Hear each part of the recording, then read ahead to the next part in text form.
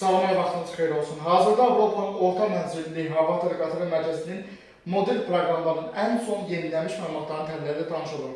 Bu model Avropa ərazisindəki yaxın 10-15 gün ərzində gözlənilən siklon və antiklonların ümumi gedişi haqqındakı məlumatları, siqnalları bizə göstərir.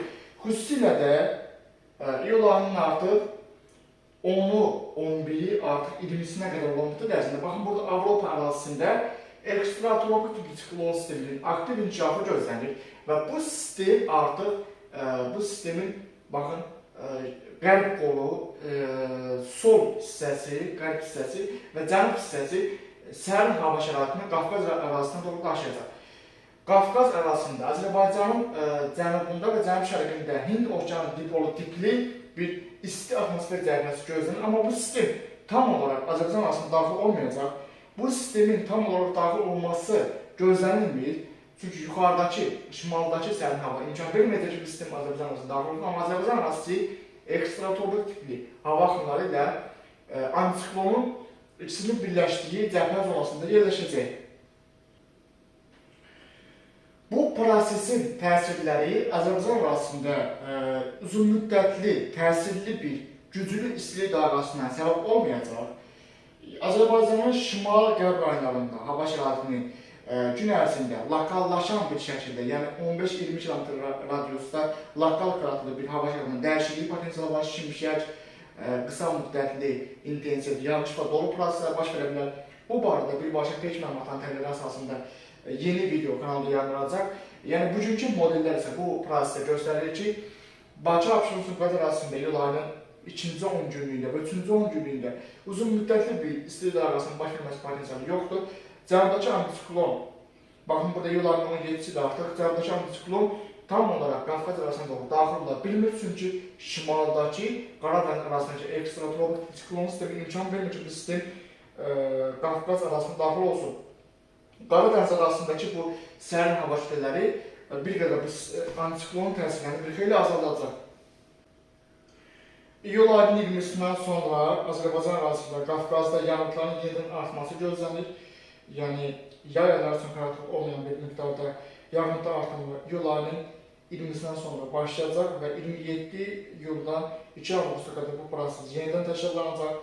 Yəni, iyul ayının 20-sinə qədər bir qədər deməli, yağıntılar azalsa da dağlıq ərazilərdə yenidən iyul ayının 20-sindən sonra yağıntıların artması gözlənir. Baxın, burada avqust ayının deməli, 3-dən 9-una qədər yenə də yağıntıların artması göstərilir, ciddi bir artım gözlənilir. İyul ayının deməli, 20-sindən sonraki proses avqust ayının 10-u və 16-sına qədər davam edəcək, yəni burada yağıntılarda artım siqnalları var. Burada əsas proses ondan ibarətdir ki, iyul ayının 13-dən 19-una qədər burada bir qədər bir istilik dalğasına bənzər bir, yəni qismən bir istilik dalğası gözlənilir. Və iyul ayının artıq 20-sindən sonra, 20-sindən 26-sına qədər, baxın, burada yazıq tarix, yenidən artıq Qafqazda, Böyük Qafqazda və Kiçik Qafqazda yağıntıların bir xeyli artması potensialı var. Bu barədə yenilənmiş modellərin təhlilləri əsasında yeni video kanalda yayınlanacaq.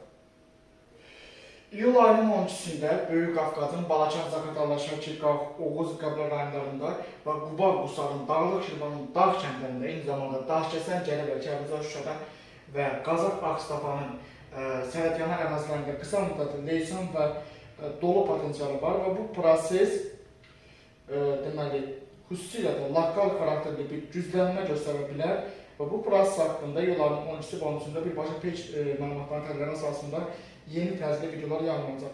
Bu sistemin deməli, təsirləri əsasən Qaradəniz ərazisindən daşınan sistemin təsirlərinə uyğun gəlir. Çünki Qaradəniz ərazisində Qaradənizdən daşınan rütubət hava axınlarının iyul ayının 12-si və 13-sində Böyük Qafqaza doğru hərəkət edilməsi gözlənir ki, bu da Böyük Qafqazda baxın artıq lokallaşan bir yağıntılar səbəb olacaq. Yəni Gürcistan ərazisində, yəni Şimali Qafqaz, Türkiyənin, yəni Qaradəniz və Türkiyənin şimal-şərqi hissəsindəki bu sistemlərin bir qolu da deməli, Kiçik Qafqazın, Daşkəsən, Gərəbə, Kərbizar, Şuşa, Laçın, Xankəndi, Zəngəzur, Zəngilanı və Böyük Qafqazın Balaçan, Zaqatala, Şəkirqav, Oğuz, Qəblə rayonlarına doğru yayılması potensialı var.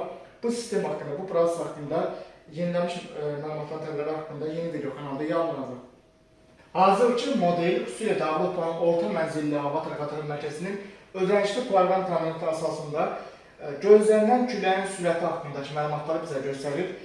Tarix burada qeyd edilib ki, 12 iyul tarixində yenidən Abşeron ərazisində, yəni Abşeron, Bakı, Sumqayıt və ətraf qəsəbələrdə, eyni zamanda Xızı ərazisində də şimal küləyinin yenidən güclənməsi gözlənilir. Yəni şimal küləyinin güclənməsi deyəndə küləyin sürətinin saniyədə 15-18 metrə qədər güclənməsi potensialı var. Bu da sarı xəbərdarlığa uyğun bir küləyin sürətinin artması deməkdir. Yəni narıncı xəbərdarlıq artıq küləyin sürətinin saniyədə 25-27 metr qədər və ondan güclü olması.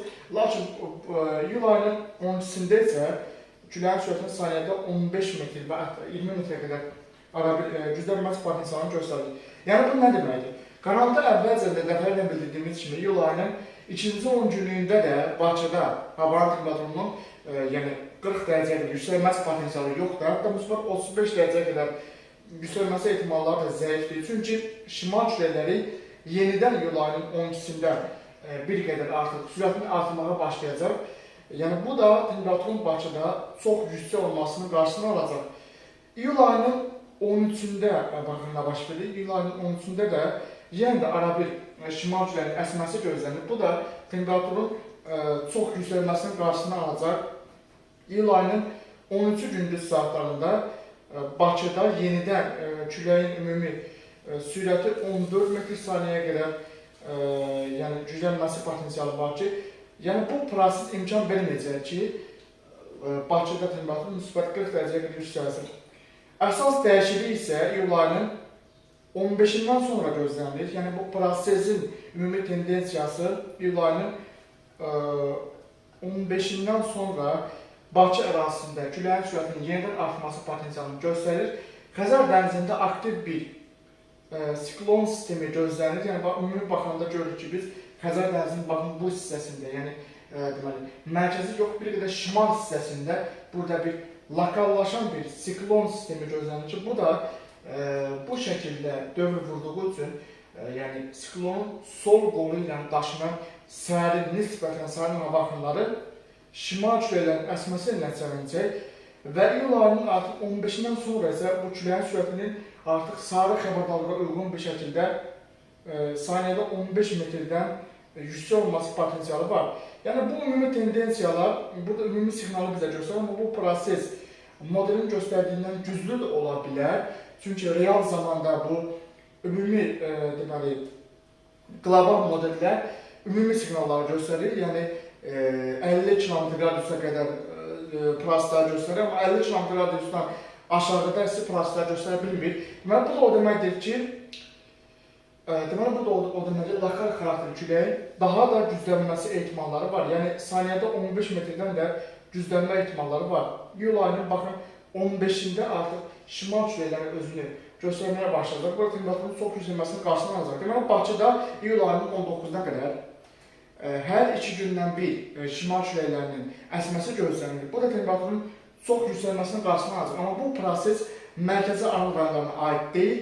Mərkəzi Aran rayonlarında temperaturun müsbət 37-40 dərəcə qədər yüksəlməsi potensialı var. Amma Bakıda isə şimal küləklərinin təsiri ilə, baxın burada artıq iyul ayının 15-dən 16-sına keçən küləyin sürətinin saniyədə 18 metrə qədər artması gözlənilir. Yəni 18 metr saniyədəki külək artıq sarı xəbərdarlığa uyğun bir küləkli hava şəraiti gözlənilir.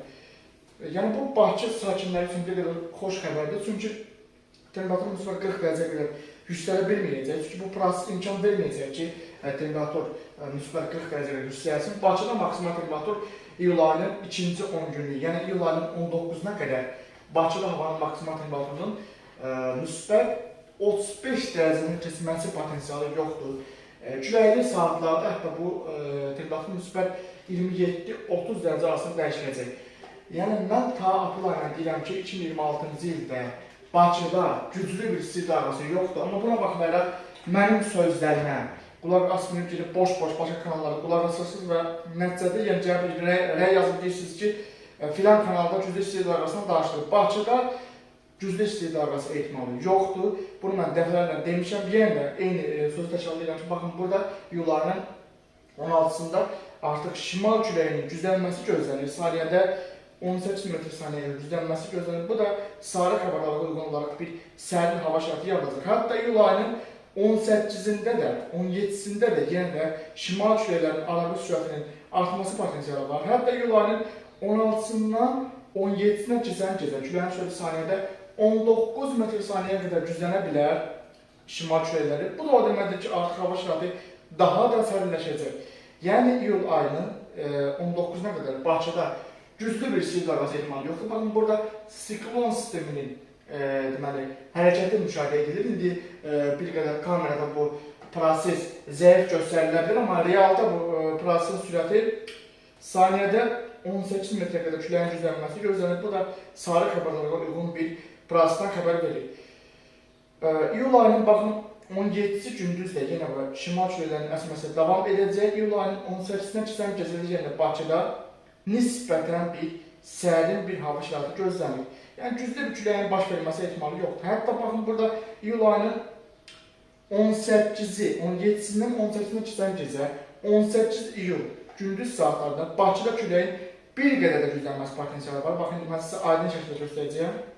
Çünki Xəzər dənizinin mərkəzi yox, şimal hissəsində növbəti siklon sistemi formalaşacaq. Bu da hava axınları ilə, baxın burada hava axınları ilə deməli, küləyi artıq Bakıya doğru, şimal küləklərini Bakıya doğru gətirəcək. Yəni, bu o deməkdir ki, iyul ayının 18-i artıq havanın daha da sərinləşməsi potensialı var. Yəni, bu barədə yeni məlumatlar əsasında kanalda son dəqiqə məlumatları yayınlanacaq. Ümumi tendensiya isə bir daha bildirdiyim kimi Bakıda iyul ayının 19-na qədər güclü bir istilik baş verməsi gözlənilmir. Temperaturun müsbət 35 dərəcədən yuxarı qalxması potensialı demək olar ki, yoxdur. Bu barədə yenilənmiş məlumatların təlləri əsasında yeni video kanalda yayınlanacaq. İyul ayının 12-sində yağıntı parametrləri bunu göstərir ki, yenə də Böyük Qafqazın Balakən, Zaqatala, Şəki, Qax, Oğuz, Qəbələ, Dağlıq, Şirvan və Quba-Qusarın dağ kəndlərində iyul ayının 12-sində yenidən qısa müddətli yağış, şimşək, lokal dolu potensialı var. Yəni, lokal o deməkdir ki, baxın, burada model bu prosesi zəif göstərir. Mən bunu dəfələr demişəm.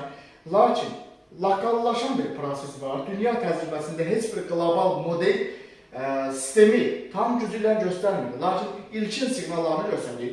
Bunun üçün peşəkar meteoroloqlar isə qlobal modelləri araşdırır. Eyni zamanda regional modelləri araşdırır, eyni zamanda birbaşa radar məlumatların təlləri əsasında son prosesləri araşdırır və yekun nəticəyə gəlir ki, deməli, ümumi olaraq qlobal model əgər iyul ayının 12-sində belə zəif bir sistem göstərsə də, lokallaşan bir proses potensialı var. Bu barədə peş məlumatların təlləri əsasında yeni video iyul ayının 12-sində yayınlanacaq. Deməli, bu Böyük Qafqazın Balakən, Zaqatala, Şəki, Qax, Oğuz, Qəbələ, Quba, Qusarın dağ kəndlərində proses lokal bir şəkildə, yəni 15-17 kilometrə qədər bir radiusda güclü yağış, güclü dolu prosesləri baş verə bilər və bu proses aldırıcı olur. Çünki hər bir yerə yağmır, bəzi ərazilərə yağır. Həmin ərazilər də birbaşa peş məlumatların təlləri əsasında bilinəcək. Yəni, ümumi tendensiya bir daha bildirdiyim kimi, iyul ayının 12-sində Azərbaycanın şimal-qərb rayonlarında, yəni Böyük Qafqazda və Kiçik Qafqazın dağ kəndlərində. Ola bilsin ki, bu sistem qonşu Gürcistan arasından Qazax, Ağstafanın və Tovuzun kəndlərinə doğru yayılacaq. Amma bu, iyul ayının 12-sində birbaşa peş məlumatların təlləri əsasında məlum olacaq. Bu gün hələ tezdir. Bu barədə yeni video kanalda yayınlanacaq. Yəni, bu qlobal model havanın dəyişilməsi siqnallarını verir. Yaxın günlərdə bu barədə yeni deməli, məlumatlar kanalda yayınlanacaq. İyul ayının baxın 12-sindən 13-dən keçən gecə, baxın burada qonşu Gürcistan arasında kifayət qədər ciddi bir sistem gözlənir. Yəni çox güclü bir sistemə oxşuyur. Qlobal model bir siqnalı göstərir. Deməli, bu sistem trayektoriyasını dəyişə bilər. Çünki qlobal modellər bəzən buludun keçmə xəttini, buludun trayektoriyasını 50 km şimal və yaxud da cənuba səhv göstərə bilir. Amma həmin günü birbaşa peş məlumatının təlləri əsasında bu güclü sistem ola bilsin ki, Balakən və Zaqataladan keçsin. Yəni, mən bunun haqqında yeni məlumatlar kanalda yayımlayacağam ki, birbaşa qısa metrajlı videolar kanalda yayımlanacaq. Yəni bu nə deməkdir? Qlobal model azaldıcı olur. İqlim dəyişikliyi, coğrafi faktorlar, mikro iqlim trendləri, yəni Qafqazın özünün mikro iqlim şəraiti var. Yəni nə qədər də isti dalğası olsa da bu Qafqaz arasına doğru təsirləri zəifləyib, dağların öz iqlimi var, öz prosesləri var. Demək, burada daxil olan proseslər, hava kütlələri Azərbaycan arasında deformasiyaya uğrayır və Xəzər dənizinin təsirləri, Qara dənizinin təsirləri, bütün bu proseslər hamısı Böyük Qafqazda, dağlıq ərazilərdə qısa müddətli, lakin güclü leysan dolu prosesine səbəb ola bilər. Bu barədə yeni məlumatların tədqiqatı əsasında yeni videolar kanalda yayınlanacaq.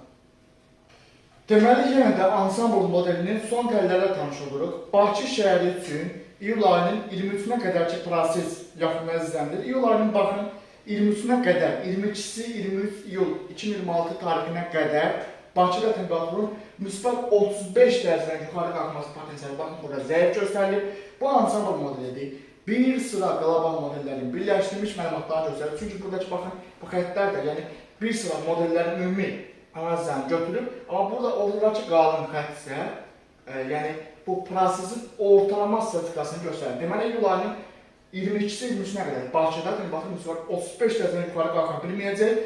Baxın, hətta burada iyul ayının 12-sində bir qədər dalgalanma var Bakıda. Yenə baxın, burada iyul ayının 16-sında baxın, növbəti dalgalanma var.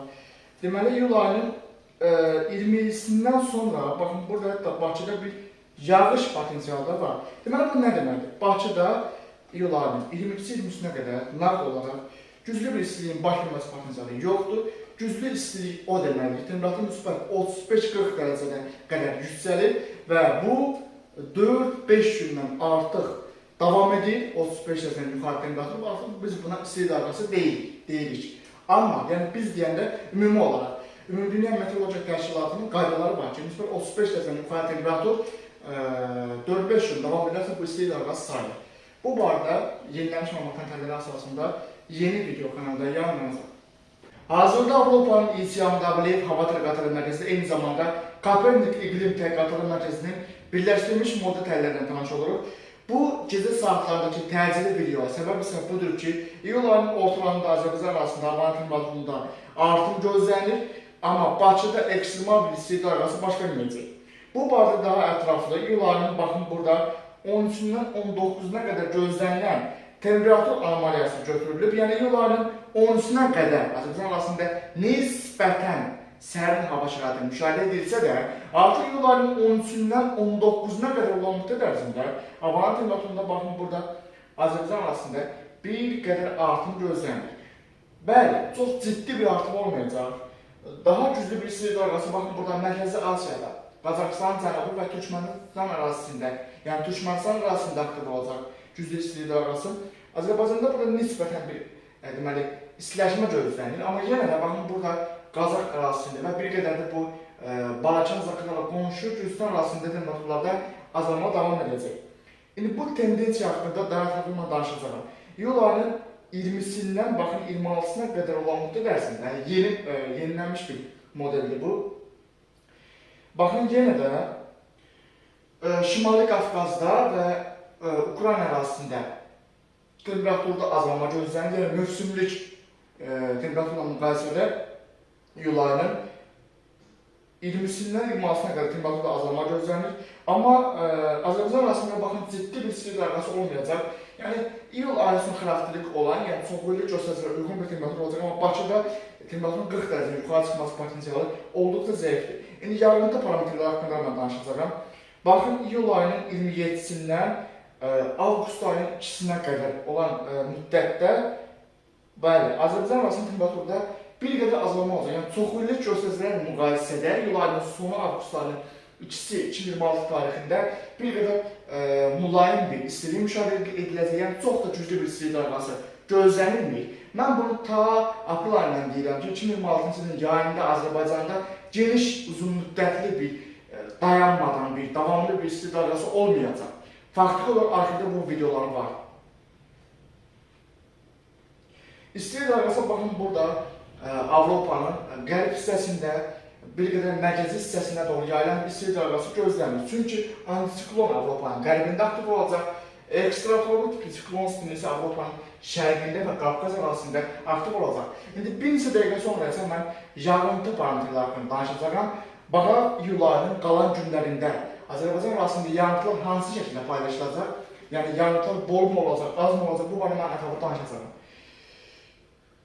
Bəli, iyul ayının deməli sonlarına qədərki proses izlənildi. İndi avqust ayının 3-dən 9-una qədər olan müddət ərzində baxın, burada Azərbaycanda yenə də güclü bir istilik dalğası gözlənilmir. Yəni bir qədər normaya yaxın və bir qədər də sərin bir hava müşahidə ediləcək. Yəni güclü bir istilik dalğası daha çox burada mövsümdən kənar bir istilik isə Avropanın qərbində və mərkəzi rayonlarına doğru yayılması gözlənir. Avqust ayının 10-dan 16-sına qədər olan müddət ərzində temperatür anomaliyası baxın bu şəkildə baş verəcək. Yenə də Azərbaycan arasında güclü bir istilik dalğası gözlənilməsə də, Avropanın qərbi və mərkəzində isə antiklon sisteminin bloklanması avqust ayında da avqust ayının ortalarına qədər davam edəcək. Baxın, burada növbəti proses haqqında yağıntı anomaliyası yazılıb. Burada ingiliscə yağıntı anomaliyası iyul ayının 13-dən 19-una qədər olan müddət ərzində baxın, burada Azərbaycan arasında yağıntılarda azalma olacaq. Deməli, nə deməkdir bu? Yay özünü mən deyərdim ki, bir həftə göstərəcək. Yəni, iyul ayının 13-dən 19-una qədər olan müddət ərzində Böyük Qafqazda və Kiçik Qafqazda yay fəslinə xas olan bir yağıntıların azalması, günəşli saatların artması gözlənilir. Yəni, yay özünü bir həftə göstərəcək. Bu da iyul ayının 13-dən 19-una qədər olacaq. Böyük Qafqaz və Kiçik Qafqazın dağ kəndlərində yaşayan əhali iyul ayının 13-dən 19-una qədər deməli, yaydan zövq almalılar. Çünki iyul ayının 19-dan sonra hava şəraiti yenidən soyuyacaq. Baxın, burada yağıntılar azalacaq. Iyul ayının 13-dən 19-una qədər deməli, Böyük Qafqazda və Kiçik Qafqazda yağıntılar azalacaq. Amma baxın, burada Rusiya arasında bol bir yağıntı gözlənir. Ukraynada, Qara dənizin şimalında, Rusiyanın qərbində, Xəzərin şimalında bol yağıntı gözlənir. Deməli, burada nə baş verəcək? Burada bir ekstratronik siklon sisteminin iyul ayının 13-dən 19-una qədər davam etməsi gözlənir. Və bu sistem ola bilsin ki, trayektoriyasını dəyişsin. Çünki qlobal modeldə bu sistemin trayektoriyasını %100 göstərək hesablaya bilmir. Yəni, bəzən gözlənir, bulud 50 km, 60 km deməli, göstəricidən kənarda yerləşir. Deməli, bu proses ola bilsin ki, Azərbaycan arasını təsir edə bilər. Yəni, iyul ayının 13-dən 19-una qədər olan müddət ərzində bir sərin hava dalğası da ola bilər. Amma istilik dalğası çox da uzun müddətli güclü olmayacaq. Böyük Qafqazda, Kiçik Qafqazda bir həftəli bir yay prosesləri yay fəslinin bir həftə olaraq davam etməsi iyul ayının 13-dən 19-una qədər gözlənilir. Baxın, iyul ayının artıq 20-sindən sonra, mən ötən videolarda demişəm ki, iyul ayının 20-sindən sonra Azərbaycan arasında hava şəraitindəki qeyri-sabitlik bir qədər də artacaq və payız fəslinin ilk siqnalları iyul ayının 20-sindən sonra dağlıq ərazidə gözlənir. Baxın, iyul ayının 20-sindən 26-sına qədər, baxın, burada anomaliya dəyişikliyidir. Yağıntılarda kəskin artım gözlənir Böyük Qafqazda, Böyük Qafqazın ən çox da bu şimal və şərqində, yəni əslində Böyük Qafqazın cənub şərqində, amma Azərbaycan arasında isə Böyük Qafqazın Azərbaycanın yəni şimal-şərq rayonlarında, Böyük Qafqazın cənub şərqində yağıntıda artım gözlənir. Kiçik Qafqazda yağıntıda artım olacaq. Bakıda da və Aranda da iyul ayının 20-sindən 26-sına qədər yağıntıda artım gözlənir. Baxın, iyul ayının 27-sindən avqust ayının 2-sinə qədər nə baş verəcək buna baxaq. Baxın, yenə də Azərbaycan arasında yağıntıda artım gözlənir. Deməli, istilik dalğası əgər, yəni isti bir hava şəraiti gözlənilirsə, bu iyul ayının 13-dən 19-una qədər olacaq. İyul ayının 19-dan sonra isə təsir edici bir istilik dalğasının baş verməsi ehtimalı olduqca zəif olacaq. Avqust ayının 3-dən 9-una qədər, baxın, nə baş verir? Avqust ayının 3-dən 9-una qədər yenə də baxın, Azərbaycan arasında bol bir yağıntı olacaq.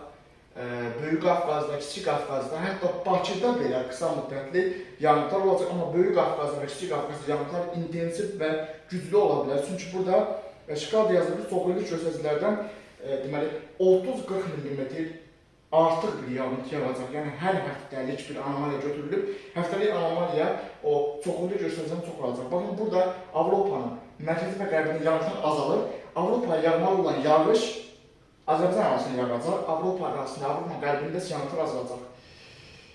Avqust ayının 10-dan 19, avqust ayının 10-dan 16-sına qədər olan müddət ərzində baxın, yenə də Azərbaycan arasında bir yağıntılarda artım gözlənilir. Yenə də bir 20-30 mm çoxuyuluş göstəricilərinin daha artıq bir yağıntı ola bilər. Bu lokallaşan bir proses olacaq ki, bu da 15-20-30 km radiusda ola bilsin ki, 100-150 mm-lik bir fərq yarana bilər. Bu barədə mən daha çox danışacağam. Deməli, bu proseslərin yaxın izləməsi vacib sayılır. Birbaşa peyk məlumatların əlləri əsasında qlobal modellərin göstərmədiyi bir tendensiya müşahidə edilir ki, həmin o sistemlər bəzən 50-70 km şimaldan, cənubdan keçə bilər ki, yəni bu prosesləri yaxın izləmək üçün birbaşa peyk məlumatların əlləri əsasında son dəqiqə məlumatları kanalda yayınlanacaq. Deməli, burada bir daha yaddaş təzələyib mən bu prosesi sizə göstərmək istəyirəm. Baxın, nə baş verəcək.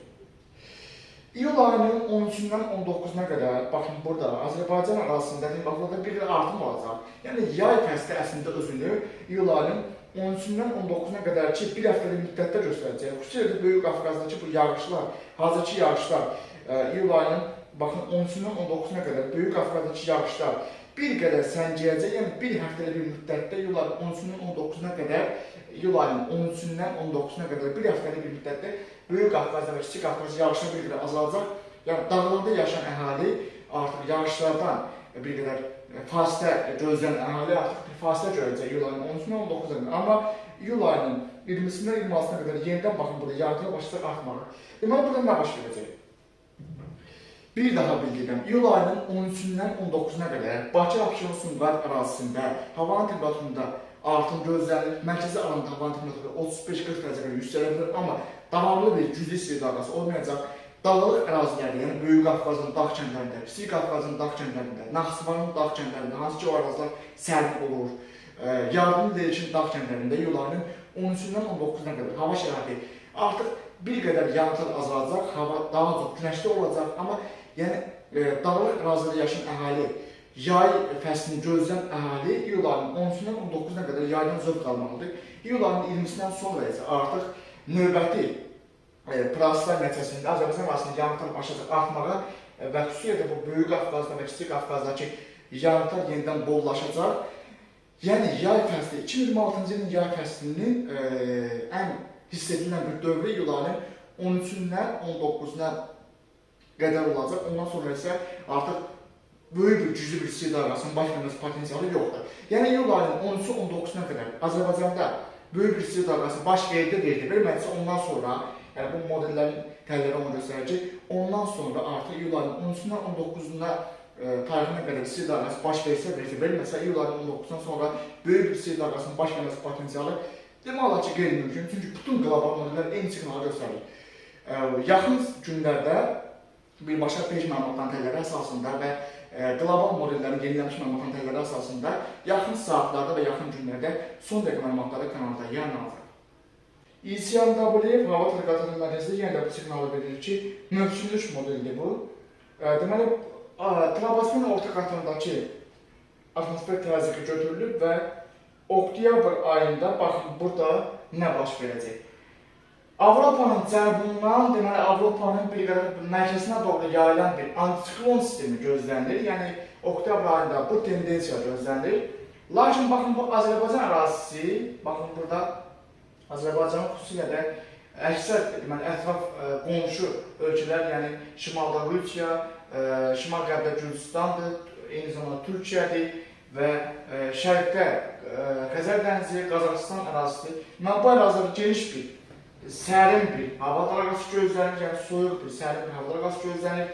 Ekstratropik siklon sistemi, baxın burada işarələnib ki, bu sistem burada aktiv olacaq ki, deməli burada bir soyuma tendensiyası olacaq. Özdə çoxillik göstəricilərlə müqayisədə ciddi bir yağıntıların artması qeyri-sabitdə gözlənilir. Əgər mövsümlük model siqnalı verirsə, deməli burada ciddi bir dəyişiklik olacaq. Eyni zamanda baxın burada Böyük Britaniyada və Amerikada da mövsümdən kənar bir tez bir soyuqlaşma gözlənilir. Deməli, baxın Sibir ərazisində bir yüksək atmosfer təzyiqi olacaq. Deməli, buradakı yüksək atmosfer təzyiqi bu cənubda yaranan, yəni Xəzər dənizinin şimalında, Sibirdən cənubda, Ural ərazisində və Xəzər dənizinin şimalında yaranan ekstratropik siklon sistemi Sibirdə, şimaldakı və şimal-şərqdəki soyuq havanı vaxtından əvvəl Azərbaycan arasına doğru daşıyacaq. Deməli, burada bir vaxtından əvvəl bir soyuma prosesi gözlənir. Bir sıra modellər eyni siqnala verir. Baxın, burada da yenə də baxın, burada rənglər asılır. Deməli, burada orta troposferdə yenə də bir dəyişiklik siqnalları var. Özü mövsümlük modeləcək bunu göstərirsə, deməli, bu ciddi bir dəyişiklik baş verəcək. Oktyabrın sonu və noyabrda da baxın, burada yenə ciddi bir deməli, ilkin siqnallar var ki, soyuma potensialı gözlənilir. Özdə oktyabrda və noyabrda baxın, burada deməli, soyuq havanın deməli, cəbhəsi Azərbaycan arasında yaxınlaşacaq. Amma ötən il oktyabr və noyabrında isə bura tamamilə qırmızı idi. Deməli, burada soyuq hava yox idi. Amma bu illər isə 2026-cı ilin oktyabr noyabrında isə vaxtından əvvəl bir soyuma tendensiyası gözlənir. Bu proses baxın, troposferin deməli 1100-1400 metr yüksəlindədir. Yəni eyni bir siqnal gözlənir. Baxın, burada yenə bir soyuma tendensiyası var. Bu soyuq daha çox Azərbaycana yaxın olacaq. Deməli, bu şimalda isinmə olacaq. Amma bu Xəzərcəsi ölkələrində isə ciddi bir soyuqlaşma potensialı var. Deməli, bu siqnallar oktyabr ayının çox ciddi bir qeyri-sabit keçməsindən xəbər verir. Baxın, burada dəniz səviyyəsində atmosfer təzyiqi götürülüb. Yenə də oktyabr, noyabr ayları payız mövsümü və dekabr 2027-ci ilin yanvar ayındakı ümumi tendensiya götürülüb. Baxın, burada atmosfer təzyiqi götürülüb. Atmosfer təzyiqi deyil, baxın, burada yazılıb. O dəniz səviyyəsindəki atmosfer təzyiqi. Baxın, Avropa ərazisindən, deməli, Rusiya, bütün bu Azərbaycanın şimalı, Azərbaycanın özü də, baxın, burada atmosfer təzyiqinin azalma olacaq. Baxın, burada ciddi bir azalma gözlənilir və Qazaxıstanda da azalma olacaq. Və bu nə deməkdir? Deməli, baxın, burada deməli, super El Niño təsirləri, baxın, sakin okeandan da troposferlə daşınan, yəni bu rütubətli hava axınları, Atlantik okeandan baxın Avropaya, Avropadan da deməli Avrasiyaya və Xəzər dənizinə doğru rütubətin daşınması və bu sistemlərin orta troposferdəki soyuq hava ilə toqquşması dəyişiklik yaradacaq.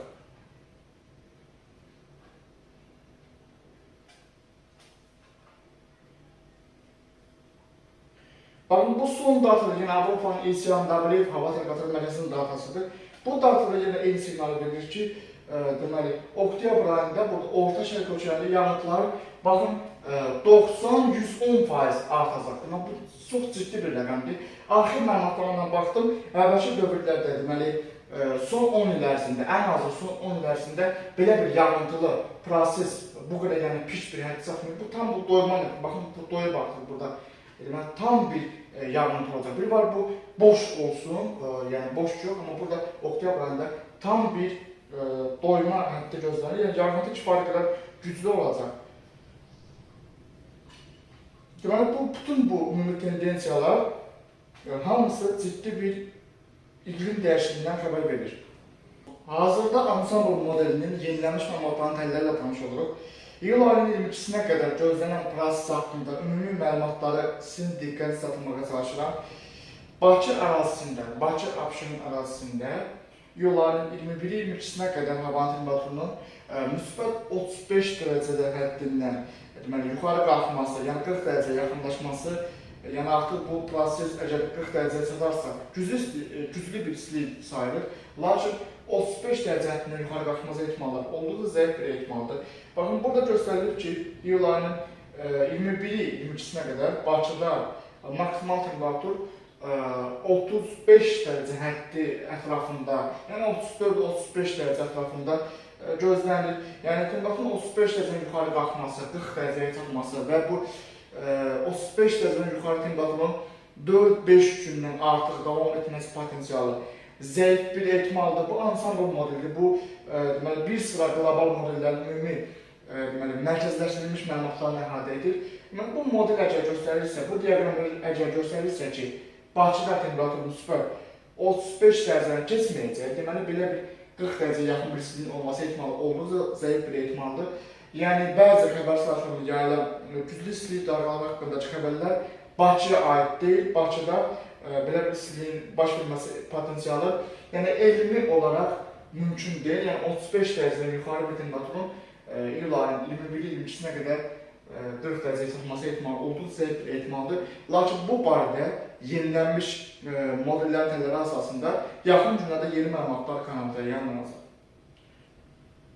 Avropanın ECMWF, yəni Avropanın orta mənzilli hava tərəqqatları mərkəzinin rəsmi model analizlərinə əsasən Avropa ərazisində gözlənilən siklon və antiklonların ümumi tendensiyası bu siqnallara verir ki, iyul ayının ümumilikdə, yəni yaxın 10-15 gün ərzində Avropa ərazisində, Avropanın xüsusilə qərb hissəsində bir antiklonluq bloklanma gözlənilir. Lakin Avropanın bu şimalından yayılan, şərqə doğru yayılan bir ekstratronik sistemin sol qolu ilə daşınan sərin hava dalğaları isə Qafqaz ərazisində hava şəraitinin çox da mürəkkəb bir, çox dözülməz bir, uzun müddətli bir istilik baş verməsinin qarşısını alacaq.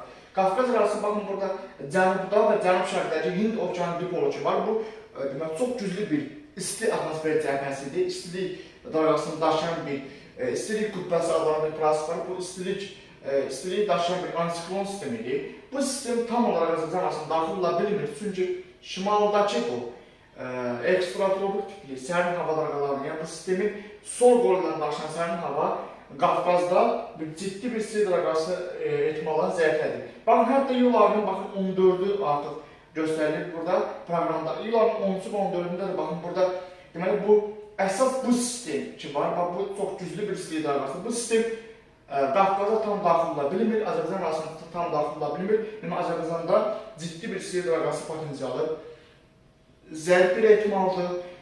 İyul ayının 11-i gündüz 12-si və 13-ündə Azərbaycanın şimal və qərb rayonlarında leysan, dolu ildırım prosesləri yenidən təşkillanacaq. Bu proses ola bilsin ki, Bakı ərazisini təsir etsin. Bu barədə qarşıdakı dəqiqələrdə yenilənmiş məlumatlar kanalında yayınlanacaq. Avropanın ECMWF, Avropanın orta mənzilli hava tərəqqatları mərkəzi də yenə də bu siqnalı verir ki, yaxın 15-20 gün ərzində Qafqazda güclü bir istilik dalğası üçün münbit bir sinoptik şəraitin yaranması potensialı zəifdir. Çünki bu ekstratropik siklon sisteminin sol qolu ilə, yəni bu qərb və cənub-qərb qolu ilə daşınan sərin hava dalğaları, baxın burada, deməli, bu şəkildə dövr vurduğusun, bunun qərb qolu ilə daşınan, yəni sol qolu ilə daşınan sərin hava Qafqazda deməli bir uzun müddətli bir istilik dalğası yarada bilmir. İyul ayının 14-ündən sonra burada bir temperaturda artım potensialı var, amma bu antisiklonun əsas gücü, deməli, tam gücü ilə daxil ola bilmir. Baxın, necə tam daxil olsa ki, bu sistemin mərkəzi Qafqazda olacaqdır və bu da Qafqaz ərazisində ciddi bir istilik dalğasına, yəni mərkəzi alanı temperatur əgər müsbət bu baş versədə 36 dərəcədən yuxarı olardı, 46 dərəcəyə qədər çatardı. Amma faktiki olaraq bu antisiklon iyul ayının 14-ü və 15-ində də daxil ola bilməlidir. Çünki baxın, şimalda yenə də sərin hava dalğası var və ekstratropik siklon sistemi ilə antisiklonun arasında qaldığı üçün Azərbaycan ərazisi, deməli, Azərbaycanın şimal və qərb rayonlarında ciddi bir tufan potensialı var, yəni ciddi, güclü bir istilik dalğası gözlənilmir.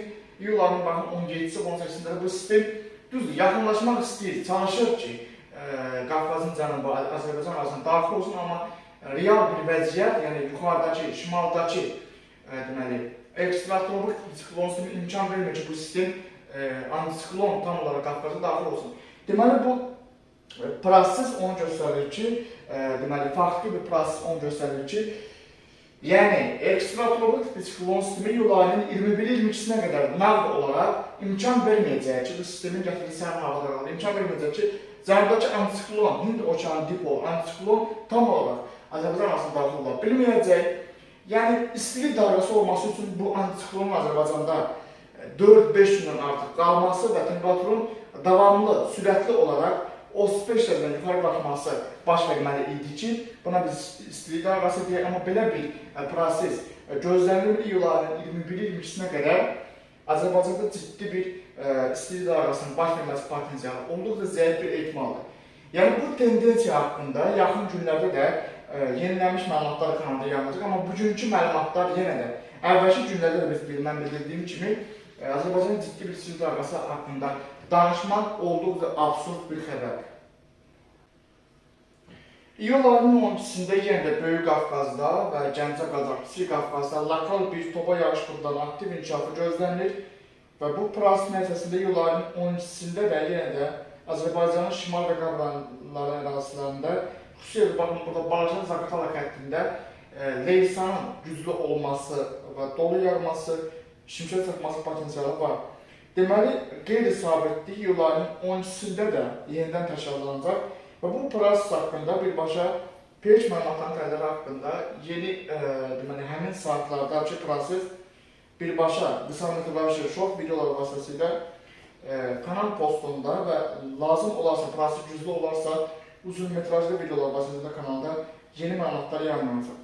Avropanın inisiatı Avropanın orta mənzilli hava təxəttinin mərkəzinin burada Avropada gözlənilən siklon və antiklonların ümumi gedişi bunu göstərir ki, hazırda deməli faktiki proses bu şəkildə. Baxın, burada Avropanın şimalından şərqə doğru yayılan, cənub-şərqə doğru yayılan bir ekstratropik siklon sistemi var, bu sərin havanı daşıyır və bu sistem təbii ki, Qafqazı təsir edir. Amma Qafqazda cənub-şərqində bir antiklonun təsirləri var, amma bu antiklonla ekstratropik siklon sisteminin arasında Azərbaycan arası qaldığı üçün Azərbaycan arasında yəni davamlı, uzun müddətli bir isti dalğasının baş verməsi potensialı zəif ehtimal olaraq qalmaqdadır. Bu yenilənmiş modellərdir, hazırda bu model yenilənir. Yəni bu sistem əgər antisiklon, cənubdakı antisiklon əgər çox güclü olsaydı, davamlı tam olaraq daxil olsaydı, Azərbaycan arasında yılların 2-10 günündə isti hava olacaqdır. Amma hazırki proses, baxın, buradakı ekstratropik tipli sərin hava dalğası və bu sistemin sol qolunun, deməli, şimal və qərb qolunun gətirdiyi sərin hava dalğaları ilə antisiklonun arasında, Azərbaycan arası qaldığı üçün ölkə arasında hava şəraitinin tez-tez dəyişilməsi iyul ayının 12-si və 13-sində də baş verəcək və Böyük Qafqaz arasında, Gəncə, Qazax, Kiçik Qafqazda leysan prosesləri yenə təkrarlana bilər. Bu proses ola bilsin ki, Bakıda da nisbətən sərin hava ilə yadda qalsın. İyul ayının, baxın, burada yenə də 14-ü, 15-i də buradakı antisiklon düzdür. Çalışır ki, Azərbaycan arasında daxil olsun, amma yenə də imkan, sinoptik şərait imkan vermir ki, bu şimaldakı sərin hava bu sistemin tam olaraq ölkə arasında daxil olmasının qarşısını alır. Deməli, ciddi bir isti dalğasının baş verməsi potensialı olduqca zəif bir ehtimaldır. Avropanın şimal, mərkəzi və şərq hissəsindəki bu ekstratropik siklon sisteminin təsirləri Qafqaz ərazisində doğru təsir edir. Yəni, Qafqazda temperaturun çox yüksəlməsinin qarşısını alır, sərin havanı daşıdığı üçün. Baxın, buradakı antisiklon ölkə arasında tam daxil ola bilir. Cənub-şərqdəki antisiklon Azərbaycan arasında iyul ayının 2-ci və 3-cü 10 günlüyündə də tam daxil ola bilməyəcək. Hətta bu sistemin bir qolu, baxın, burada Qara dənizdə növbəti sərin havanı daşıyacaq. Hətta buradakı proses göstərir ki, deməli, 850 millibar yüksəlikdə, yəni 1100-1400 metr yüksəlikdə Qara dəniz arasında temperatur 12 dərəcədə azala bilər və troposferin orta qatlarında da oradakı ekstratropik siklon sistemi sərin havanı yenə də Şimali Qafqazdan Cənubi Qafqaza doğru daşıması potensialı var. Amma burada bir deməli davamlı bir mübarizə gedəcək. Çünki isti hava da cənubda var, yuxarı şimalda da sərin hava var. Bunun ikisinin birləşdiyi ərazilərdə Azərbaycan arasında, amma uzun müddətli bir isti dalğasının baş verməsi potensialı zəifdir. Bu barədə yenilənmiş məlumatlar əsasında yeni təhlil kanalda yayınlanacaq. İyul ayının 17-si, 18-dən sonra burada deməli superkompüter model göstərir ki, ola bilsin ki, bir isti dalğası Qafqaza müdaxilə etsin, amma bu da deməli davamlı bir istilik olacaqmı, olmayacaqmı? Bu barədə yaxın günlərdə bu proseslərin ümumi gedişi haqqında, tendensiya haqqında yeni məlumatlar kanalda yayınlanacaq. Baxın, buradakı sistem, ekstratropik tipli sərin sistem iyul ayının 22-sində, 21 və 22-sində əgər şərqə doğru meyl etsə, deməli burada sərin bir hava olacaq, amma antisiklona Azərbaycan doğru yayılması potensialı baş verərsə iyul ayının 20-sindən sonra ola bilsin ki, bir isti dalğasına bənzər bir proses müşahidə edilə bilər. Deməli, iyul ayının 12-si və 13-sində Azərbaycanın Böyük Qafqaz rayonunda və Gəncə Qazax arasından bir sistemin keçməsi potensialı var. Bu proses daha çox Balaçan-Zaqatala rayonlarına təsir edəcək. Bu barədə yeni məlumatlar əsasında son dəqiqə məlumatları kanalda yayınlanacaq. Hazırda Avropanın inisiatı hava dalğaları mərkəzinin troposferin yuxarı qatları və stratosferin aşağı qatları üçün şimal qütbündəki siklonların gedişi haqqında bizə məlumat verilir. Deməli, bu diaqram nəyə göstərir? 2026-cı ilin iyul ayının 6-sına olan son datadır. Deməli, iyul ayının sonları və avqust ayının 1-ci və 2-ci 10 günündə, baxın, buradakı burası nə deməli? qalın xətt çoxillik göstəricidir. Aşağıdakı nazik qırmızı qalın xətt, nazik olan xətt isə ekstremal, minimal və yuxarıdakı isə ekstremal, maksimal göstəricini göstərir. Deməli, hazırki proses, baxın bu göy rəng isə, hazırki proses çoxillik göstəricilərdən də və ekstremal dəyərlərdən də yuxarı bir göstəricidir. Deməli, yay aylarında şimal qütbündəki troposferin yuxarı qatları və stratosferdəki siklonlar əslində antisiklonla əvəz edilir. Oradakı antisiklon amma normaldan zəif görünür hazırda və bu tendensiya baxın, deməli, avqust ayının 2-ci və 3-cü 10 günündə davam edəcək. Yəni, əslində payıza doğru bu proses güclənməlidir. Yəni, deməli, oradakı antisiklon zəifləməlidir və oradakı antisiklon zəifləyəndə artıq bu siklonla əvəz olunmalıdır. Amma bu dəfəcə bu proses daha tez baş verir. Yəni, əslində bu proses, deməli, bu qırmızı xəttin yuxarısında göy xətt əslində sentyabra doğru deməli, özünü toparlamağa başlamalıdır və bu sıfır xəttinə doğru yaxınlaşdırırsa artıq özünü toparlamağa doğru gedir. Amma bu illər isə burada bu proses bir qədər tez baş verir, hətta bir ay tez baş verirdi. Bu əslində bu görüntü avqust ayının sonu və sentyabr ayında olmalıydı. Amma hazırki proses baxın iyul ayının 6-sında çoxillik maksimum hədlə müqayisədə daha zəif bir antisiklon var şimal qütbündə və bu antisiklon troposferin yuxarı qatlarında və stratosferin aşağı qatlarında zəifləməyə doğru gedəcək və normaldan daha tez toparlanma olacaq. Deməli, oradakı şimal qütbündəki troposferin yuxarı qatları və stratosferin aşağı qatlarındakı normal vəziyyətdən deməli, tez bir toparlanma gözlənilir. Çoxillik göstəricilərdən siklonun daha tez toparlanması gözlənilir. Deməli, orada soyuq havanın depolanması gözlənilir. Hər nə qədər də şimal qütbündə yer səthinə yaxın temperaturlar yuxarı olsa da, yəni belə bir məlumatlar olsa da, deməli, troposferin yuxarı qatlarında və stratosferin aşağı qatlarındakı deməli, əsas qış aylarının üçün xarakterik olan bir proses var. Payıza doğru bu proses güclənir. Həmin o sistem artıq indidən özünü toparlamağa başlayır. İndidən bu qədər toparlanmanın olması isə orada vaxtına əvvəl soyuğun, troposferin yuxarı qatlarının soyuğun vaxtına əvvəl yığılması mənasındadır. Bu soyuq da əgər super El Niño dövründə deməli, nə vaxt əgər bu soyuq oradan buraxılsa, deməli, burada kəskin bir dalgalanma olsa, şimaldakı soyuq havanın buraxılması Kanadaya doğru, Amerikaya doğru, oradan da bəzən elə baş verə bilir ki, Avropa üzərində bir siklon formalaşır və həmin soyuq hava Avropaya və yaxud Avrasiyaya, Xəzər dənizinə doğru yayıla bilər. Deməli, bu sistem bizə ilkin siqnalları verir ki, hazırda şimal qütbündəki vəziyyət, şimal qütbünün deməli, troposferin yuxarı qatları və stratosfer qatındakı, stratosferin aşağı qatlarındakı deməli, vəziyyət onu göstərir ki, vaxtından əvvəl bir soyuğun depolanması müşahidə edilir. Yəni, burada yenə də bu qış haqqında bizə məlumatlar verir ki, deməli, orada vaxtından əvvəl bir soyuq depolanır və bir dalgalanma olanda da oradakı soyuq vaxtından əvvəl cənuba doğru yayıla bilər. Avropanın İSYAM-W, Avropanın orta mənzilli hava təxəllüsü mərkəzinin burada Avropada gözlənilən siklon və antiklonların ümumi gedişi bunu göstərir ki, hazırda deməli, farklı proses bu şəkildədir. Baxın, burada Avropanın şimalından şərqə doğru yayılan, cənub-şərqə doğru yayılan bir ekstratropik siklon sistemi var, bu sərin havanı daşıyır və bu sistem təbii ki, Qafqazın təsirdir. Amma Qafqazda cənub-şərqində bir antiklonun təsirləri var, amma bu antiklonla ekstratropik siklon sisteminin arasında Azərbaycan arası qaldığı üçün Azərbaycan arasında yəni davamlı, uzun müddətli bir isti dalğasının baş verməsi potensialı zəif ehtimal olaraq qalmaqdadır. Bu yenilənmiş modellərdir, hazırda bu model yenilənir.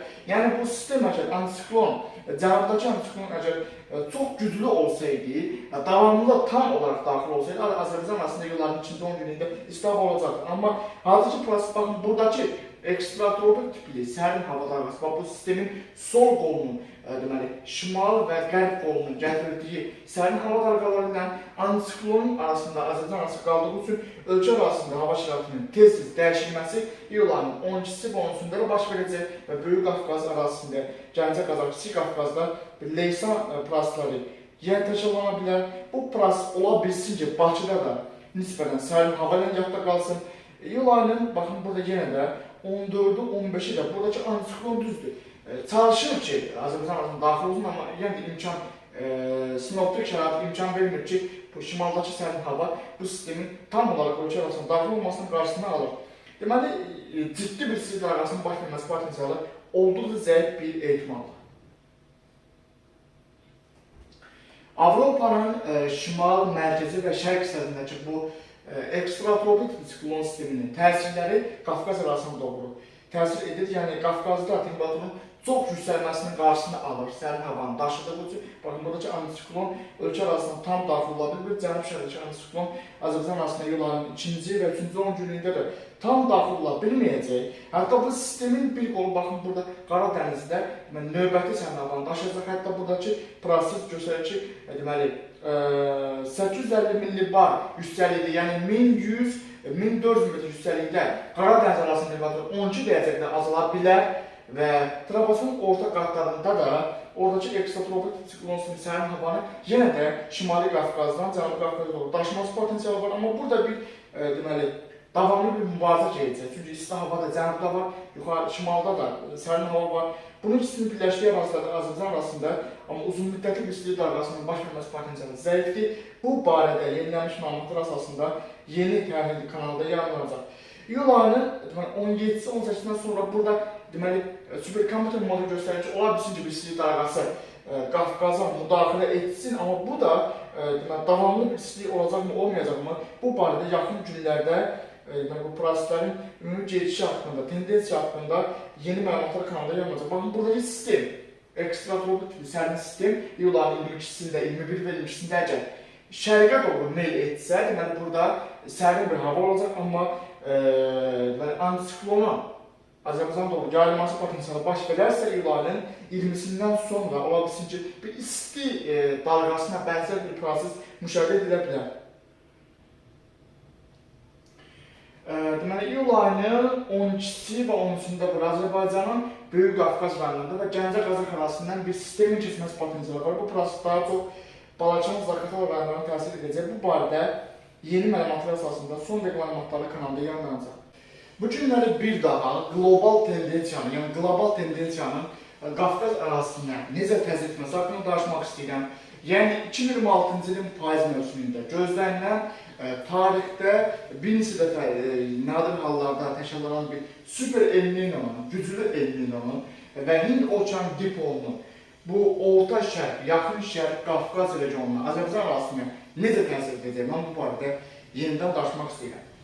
Artıq Avropanın ilçanında, yəni Avropanın orta mənzilli hava təhlükatları mərkəzinin bu modeli yenə də eyni signalı verir ki, troposferin yuxarı qatlarında, yəni troposferin orta qatlarında deyil, troposferin yuxarı qatlarında, hansı ki, qlobal modellər gündəlik olaraq baxanda biz troposferin dəniz səviyyəsinə yaxın qatlarındakı plastları görürük və orta qatlarındakı plastları görürük. Amma bu mövsümlük model isə troposferin yuxarı qatları, yəni artıq stratosferin yaxın qatlarındakı plastları göstərir.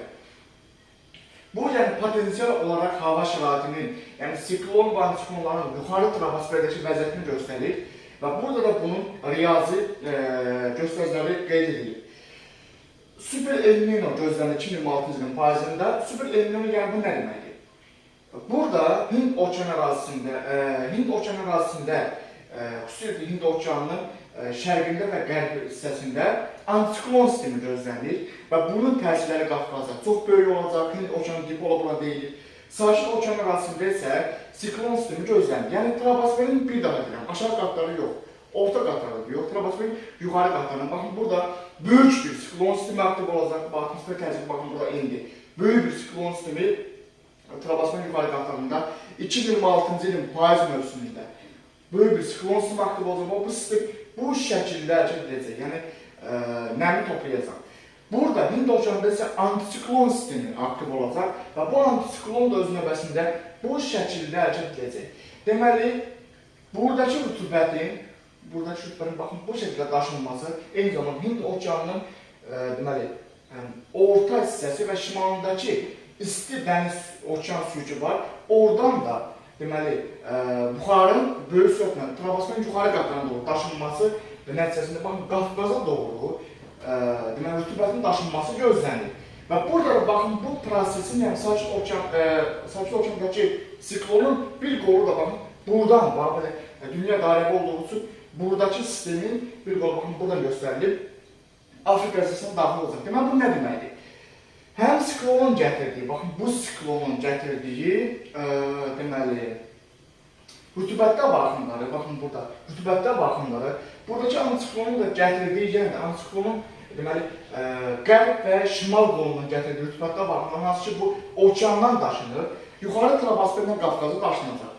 Qafqazda ciddi bir yağıntı artımı gözlərin, hansı ki bu Avropanın mövsümlük modelləri də yenə də Qafqazda, Orta Şərq ölkələrində, Azərbaycanda oktyabr ayında rekord bir yağıntı artımını göstərir, hansı ki bu proses avqust və sentyabrdan başlayacaq, amma bu prosesin açıq aydın görülməsi sentyabrın sonu və oktyabr, noyabr aylarında Azərbaycanda çox bol bir yağıntılı hava şəraiti gözlənir, tez-tez leysanlar yağacaq və Bakıdakı yağışların da tez-tez və çox təkrarlanması gözlənir, hansı ki Bakının çoxillik göstəricisi faiz aylarında cəmi 50-70 mm-dirsə, əgər ümumi 3 aylıq, yəni faizin sentyabr, oktyabr, noyabr göstəriciləri, amma 2026-cı ilin oktyabrında isə bir ay ərzində Bakıya mənim hesablamalarıma görə, mənim şəxsi hesablamalarıma görə 150-250-300 mm artıq yağıntının təkcə oktyabr ayında yağması gözlənir. Bu da yəni ciddi bir yağıntı deməkdir. Və bu proses 2027-ci ilin yanvar və fevral aylarında da tez-tez təşkil olacaq. Çünki antisiklon yuxarı troposferdə bu şəkildə döndüyü üçün rütubəti daşıyır və buradakı siklonun da bir qol baxın buradandır və bu şəkildə yenə rütubəti daşıyır. Deməli, bizim ərazi ekstratropik tipli sistemlərin təsiri altında olacaq. Şimaldan gələn soyuq hava ilə cənubdan gələn rütubətli isti hava axınları 2026-cı ilin payızı və 2027-ci ilin qış dövründə tez-tez Qafqazda kəskin bir dəyişən hava şəraiti yaradacaq, temperaturlar tez-tez dalgalanacaq, 15 dərəcədən birdən-birə düşüb aşağı və birdən-birə yenə bir düşük məzədə yenə 15-17 dərəcədə qalxacaq. Yəni temperaturun çox ciddi bir sərt bir dalgalanması gözlənilir. Bu da havanın çox ciddi qarşılamasına nəticələnəcək.